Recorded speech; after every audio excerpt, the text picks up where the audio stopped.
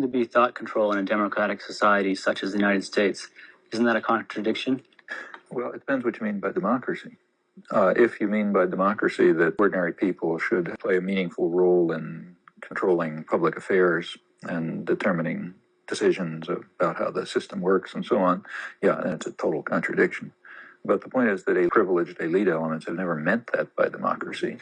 They've always regarded democracy as a threat which has to be contained and controlled. As soon as it became clear that it would no longer be possible to control people by force, it immediately followed that you're going to have to control what they think.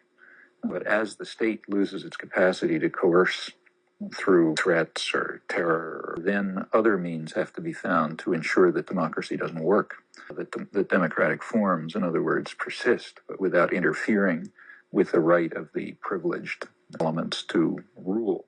Now, in modern capitalist democracies, the privileged sectors are the corporate elite, basically.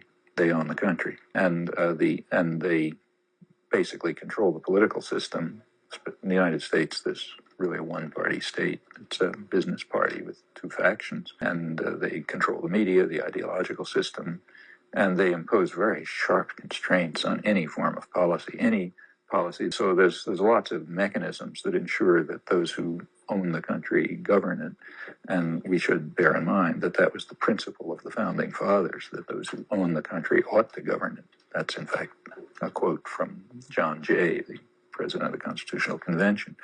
That's the way the country's founded. Now, the problem is, how do you deal with all of this when people are free, as they are? Well, a lot of mechanisms are used, and one of them, primary one, is thought control, indoctrination. That's what the phrase necessary illusions comes from. It's not mine. It comes from Reinhold Niebuhr, he's called the theologian of the establishment. He pointed out once that ordinary people don't have the capacity, according to him, to become involved in public affairs. So it's the task of what he called the cool observers, meaning us smart guys, to impose necessary illusions and emotionally potent oversimplifications to keep these poor simpletons on course. And it would be kind of unfair to let ordinary people, to let the democratic process really work. If you really let ordinary people make decisions or, think about things or whatever, they'd only get in trouble.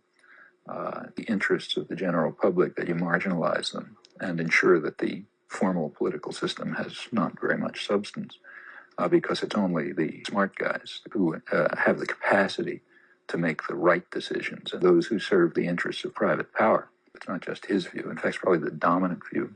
So, for example, the book that I co-authored right before this one is called Manufacturing Consent, which borrows a phrase from Walter Lippmann, the sort of dean of American journalists. And his view was that it's a crucial part of democracy, he said, is the manufacture of consent. And the population he referred to as the bewildered herd. And he said, we have to save ourselves from the rage and trampling of the bewildered herd. And since, unfortunately, you can't do it by force, you have to do it by other means. The other means would be the manufacture of consent. The United States, the public relations industry in the United States, which goes back to the early part of the century, is dedicated to that. That's a pure business operation, and they're dedicated to it. Everything from advertising to other mechanisms of influence, and which they openly call, and there are more honest days, they openly call propaganda.